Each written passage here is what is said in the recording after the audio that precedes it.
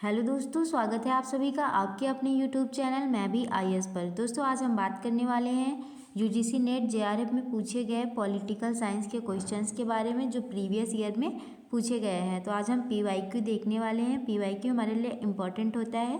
इससे क्या होता है, हमें एग्जाम का पैटर्न पता चलता है। तो आज हम देखने वाले हैं पीवाईक्यू। पहला क्वेश्चन है, सोवियत काल के बाद वैश्विक स्तर पर रूस का दृष्टिकोण किसके द्वारा चिन्हित है। पहला है कठोर वैचारिक स्थिति, ऑप्शन बी है सोवियत काल की विरासतों के लिए बढ़ी हुई भूमिका, ऑप्शन सी है व्यवहारिक विचारधारा वाला विश्व दृष्टिकोण और ऑप्शन डी है शीत युद्ध काल की कठोरताएं। तो इसमें बताना है आपको कि सही आंसर कौन सा है। तो इसमें से हमारा ऑप्शन सी सही है, व्यवहारिक विचारधारा वाला विश्व दृष्टिकोण। अगला क्वेश्चन है, निम्नलिखित में से किसने अल्प विकास शब्द गढ़ा। पहला ऑप्शन है एंटोनियो ग्राम्सी, ऑप्शन बी है रोजा लग्जमबर्ग, ऑप्शन सी है एमेनुअल वॉलस्ट्रीन, ऑप्शन डी है केनेथ वॉल्टज। तो अल्प विकास शब्द को एमेनुअल वॉलस्ट्रीन ने गढ़ा था, तो हमारा ऑप्शन सी सही होगा। हमारा अगला क्वेश्चन है, अमेरिका के द्वारा बनाई गई रोकथाम नीति का उद्देश्य क्या है। पहला है विश्व स्तर पर सोवियत संघ के प्रभाव की जांच करना, ऑप्शन बी है ईरान के परमाणु प्रसार की जांच करना, ऑप्शन सी है उद्दंड उत्तर कोरिया से युक्त, ऑप्शन डी है पीपल्स रिपब्लिक ऑफ चाइना की विस्तारवादी नीतियों का मुकाबला करना। तो इसमें हमारा ऑप्शन 1 सही है, विश्व स्तर पर सोवियत संघ के प्रभाव की जाँच करना। अगला क्वेश्चन है हमारा, 1997 में क्योटो प्रोटोकॉल ने इस कार्यक्रम को अपनाया। ऑप्शन ए है वैश्विक गरीबी को समाप्त करना, ऑप्शन बी है संयुक्त राष्ट्र प्रणाली का लोकतंत्रीकरण, ऑप्शन सी है आईएमएफ और विश्व बैंक के भीतर भागीदारी को व्यापक बनाना, ऑप्शन डी है ग्रीन हाउस उत्सर्जन को कम करना। जिसमें बताना है आपको कौन सा ऑप्शन सही है। तो जो 1997 में क्योटो प्रोटोकॉल आया था, इसका उद्देश्य क्या था, ग्रीन हाउस जो गैसेज हैं उनका उत्सर्जन को कम करना था।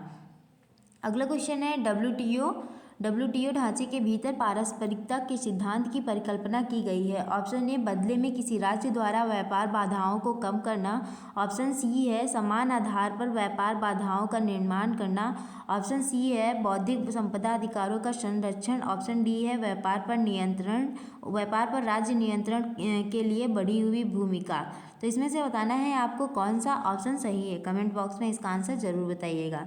हमारा अगला क्वेश्चन है, इसमें 2 सूचियाँ दी गई हैं, सूची 1 और सूची 2। इसमें दोनों को आपस में मैच करना है। तो पहला जो दिया है मार्टर कप्लान और इसमें है पेरेस्ट्रोइका और ग्लासनोस्ट, और ऑप्शन बी में है आंद्रे गुंडर फ्रैंक और यथार्थवाद का सिद्धांत है, हंस जे मॉर्गनथाउ सिस्टम सिद्धांत जिसको सिस्टम थ्योरी कहते हैं, और मिखाइल गोर्बाचोव और इनका है निर्भरता सिद्धांत। तो इसमें सही आपको मैच करना है, कौन किससे सही मैच होगा।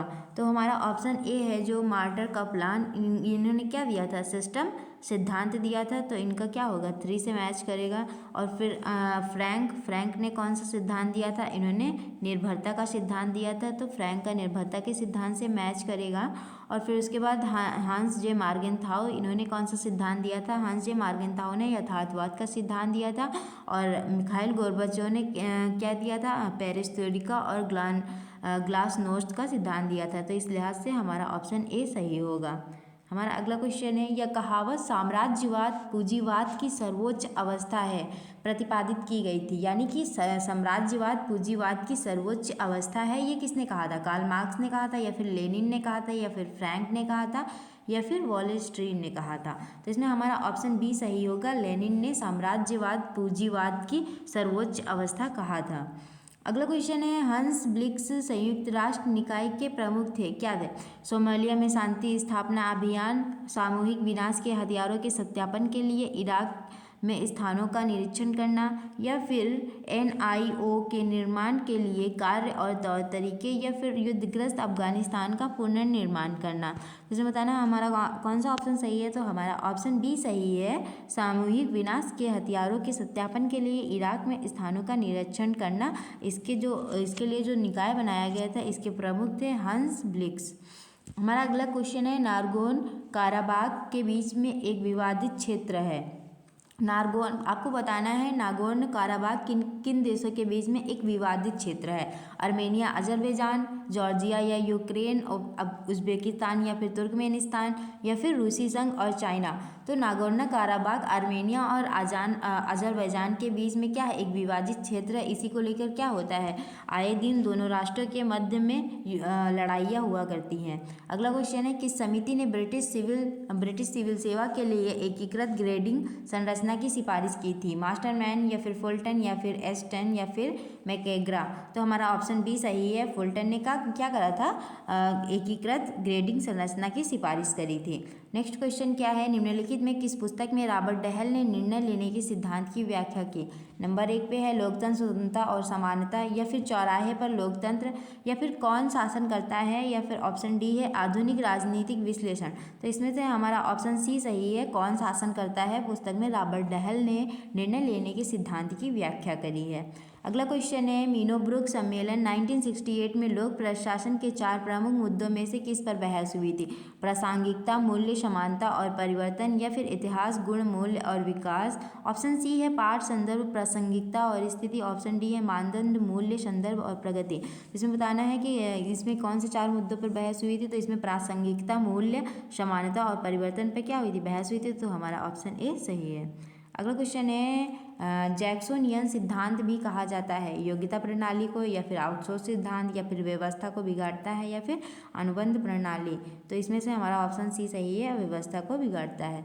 क्लेस्ट रिक्स प्रिज्मी समाज की उप प्रणाली है, सामाजिक व्यवस्था की, या फिर प्रशासनिक व्यवस्था, आर्थिक व्यवस्था, या फिर राजनीतिक व्यवस्था की। तो रिक्स प्रिज्मी समाज की उप प्रणाली है सामाजिक व्यवस्था की। तो हमारा ऑप्शन ए सही होगा। नेक्स्ट क्वेश्चन है, अनौपचारिक संगठन की अवधारणा को गहराई दी है, किसने दी है। F.W. टेलर ने, या फिर हर्बर्ट साइमन ने, एल्टन मायो ने, या फिर F.M. मार्क्स ने। तो इसमें से हमारा ऑप्शन सी सही है, एल्टन मायो ने क्या करी है, अनौपचारिक संगठन की अवधारणा को गहराई से शब्द का वर्णन किया है। Introduction to the public administration पुस्तक किसके द्वारा लिखी गई है। W.F. विलोबी, या फिर वुड्रो विल्सन, या फिर M.P. फॉलेट, या फिर ऑप्शन डी है लियोनार्ड डी वाइट। तो इसमें से हमारा ऑप्शन डी सही है, लियोनार्ड डी वाइट ने इंट्रोडक्शन टू पब्लिक एडमिनिस्ट्रेशन पुस्तक को लिखा है। अगला क्वेश्चन है, निम्नलिखित में से किस अधिनियम या फिर रिपोर्ट ने भारत में संघीय न्यायालय का निर्माण किया है। ऑप्शन ए भारत सरकार अधिनियम 1909, या फिर ऑप्शन बी भारत सरकार अधिनियम 1919, या फिर मॉन्टेग चैम्सफोर्ड रिपोर्ट, या फिर ऑप्शन डी है भारत सरकार अधिनियम 1935। तो संघीय न्यायालय का निर्माण भारत शासन अधिनियम 1935 के तहत किया गया था। तो हमारा ऑप्शन डी सही है।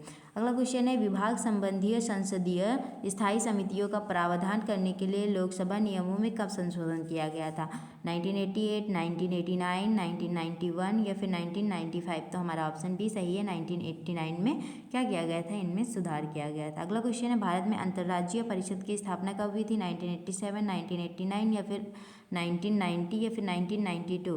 तो अंतर्राज्यीय परिषद की स्थापना 1990 में करी गई थी। तो हमारा ऑप्शन सी सही होगा।